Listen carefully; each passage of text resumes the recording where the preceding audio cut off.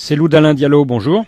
Bonjour. Quel bilan faites-vous des 6 premiers mois de présidence Alpha Condé? Écoutez, le bilan de M. Alpha Condé est plutôt décevant. On ne va pas lui demander de régler les questions d'électricité en 6 mois, mais on peut apprécier les actes qu'il a posés. Nous avons d'abord constaté la violation fréquente de la Constitution et des lois de la République. M. Alpha Condé, il a dissous les conseils communaux dont les maires n'ont pas voulu lui apporter le soutien pendant la campagne du deuxième tour, et il a installé en place des délégations spéciales composées de gens à sa dévotion. Ça, c'est une violation flagrante de la loi et c'est pour permettre naturellement d'organiser la fraude électorale dont il aura besoin pour se donner une majorité au Parlement.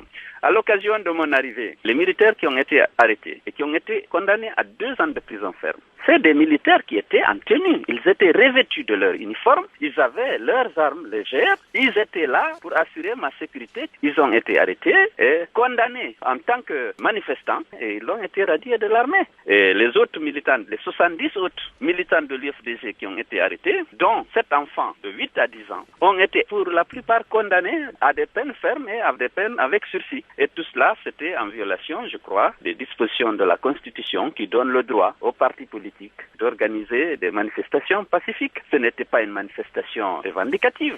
Le président Alpha Condé, chaque fois qu'il était à l'extérieur, en tant qu'opposant, chaque fois qu'il est rentré, ses militants l'ont accueilli et l'ont conduit chez lui. Pendant plus de 40 ans, Alpha Condé a été victime de la dictature et de l'arbitraire. Il dit qu'aujourd'hui, il ne fait qu'appliquer la loi. Pensez-vous qu'il puisse vraiment bafouer la loi? Justement, c'est là notre grande déception, parce qu'il revendique 40 ans de combat pour la démocratie. Le monde est déçu, parce qu'on ne pouvait pas s'attendre à ce que Alpha Condé, qui a effectivement subi un emprisonnement, puisse se livrer à la même chose. Sur le plan économique, l'assainissement des finances publiques, la révision du code minier, l'obligation pour le groupe minier Rio Tinto de payer une pénalité de 700 millions de dollars, est-ce que tout cela, ce n'est pas un bon point pour Alpha Condé?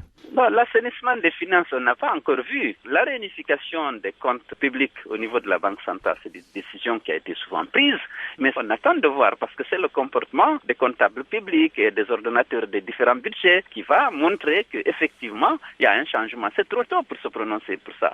En ce qui concerne les 700 millions de Rio Tinto, c'est une bonne chose qu'on ait demandé, mais il s'agit de paiements anticipés d'impôts et de taxes. C'est une anticipation dans le paiement des impôts qui auraient dû être réglés plus tard. C'est ça l'explication qu'on a reçue de certains experts. Pour les législatives de novembre prochain, le président Condé dit que le fichier électoral est mal fait et qu'il faut refaire un recensement général. Qu'en pensez-vous? Oui, bien sûr, mais alors là, on s'étonne, parce que c'est à partir de ce fichier qu'il est élu. S'il estime que ce fichier n'est pas à même de conduire à une élection crédible et valable, alors il faut qu'il renonce à sa fonction. En ce moment, on reprend le recensement et on reprend l'élection présidentielle. Je pense qu'il faut qu'on respecte d'abord la Constitution, parce que c'est pas légal. C'est pas au gouvernement de décider de faire ça.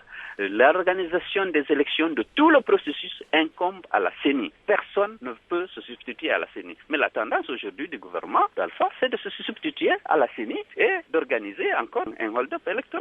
L'an dernier, vous avez frôlé la victoire. Quel est votre objectif pour ces législatives? Mon objectif, c'est de remporter la majorité de l'Assemblée. Est-ce que votre alliance avec Sidya Touré tient toujours? Oui, elle tient toujours. Bon, ce n'est pas les mêmes termes. Notre alliance pour la présidentielle est terminée. Maintenant, on est en contact. On est tous opposés, par exemple, à la reprise intégrale du fichier et au transfert des compétences et des prérogatives de la CENI au MATAP. On travaille ensemble étroitement. On n'a pas encore défini clairement les termes de notre alliance, mais on est en contact permanent. On travaille ensemble. Souhaitez-vous une concertation avec le pouvoir pour préparer ces législatives ou pas? Nous l'avons demandé, mais le pouvoir ne veut pas dialoguer. On apprend tout par la presse. On a appris que les législatives, c'est en novembre. On a appris qu'ils vont reprendre le recensement alors que ce n'est pas la compétence du gouvernement. Et d'ailleurs, lorsque Alpha Condé dit que ce fichier n'est pas à la disposition de la Guinée, quand même, ce fichier est à la disposition de la Guinée. La CENI dispose de ce fichier. Alpha Condé dit que sa porte est ouverte, mais que c'est vous qui refusez de le rencontrer. Écoutez, Alpha Condé a gagné les élections. Il ne m'a pas invité à son investiture. J'ai accepté les résultats. J'ai accepté de le considérer comme le président de mon pays, malgré tous les éléments qui me fondaient à contester ces résultats. Il m'a toujours méprisé et ignoré.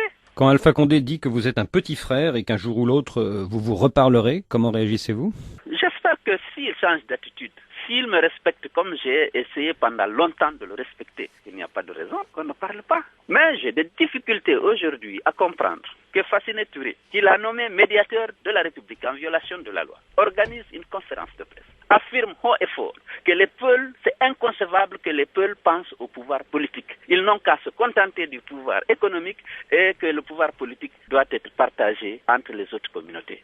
Que si les Peuls prennent le pouvoir politique, pour lui c'est la guerre. En conférence de presse officielle, et que Alpha, qui est le gardien de l'unité nationale, qu'il n'ait aucune réaction à l'endroit de cet homme, qui est en train de détruire l'unité de la Guinée. Je ne comprends pas. Cellou Dalein Diallo, merci.